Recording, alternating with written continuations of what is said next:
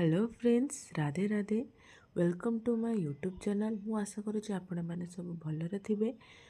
आज मु आपण मानक सहित शेयर करी ओडिया मानक अति प्रिय आलू कषा। चलते स्टार्ट करवा।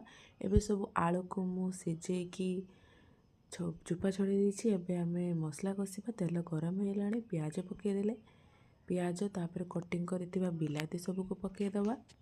तापर भल भाव मिक्स करदबा। एबे देखंतु लंका गुंड, हलदी गुंड आउ अदा रसुण पेस्ट पकेदबा। आ ताकू भल भाव मिक्स करदबा। आम मसला एबे हो गलानी। ता सहित आमे अल्प किछि लूण ऐड करदबा। तापर ता सहित आमे अल्प किछि पानी ऐड कलु। तापर किछि समय पय फुटिया पय छाड़ी दबु। तापर देखंतु मु करी पाउडर, दालचीनी गुंड, जीरा, धनिया गुंड का एड भी आप करें। तापर भल भाव मिक्स करदबा। देखो आम मसला एबे रेडी हो गलानी।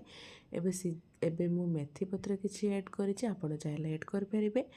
ताको आमे भल से मिक्स करदबा। एबे आमे सिझा हेतबा आलू को सब पकेदबा। आउ आलू सहित मसला को भल भाव मिक्स करदबा। देखंतु केते सुंदर आमर देखा जाउछि। देन ताको अल्प आमे पानी दे दबा। एबे देखंतु आम आलू कषा रेडी हो जाइछि। आपण चाहिले मुढ़ी रे बा रोटी रे भी खाई परिबे। एमिति घरे बनातु खा।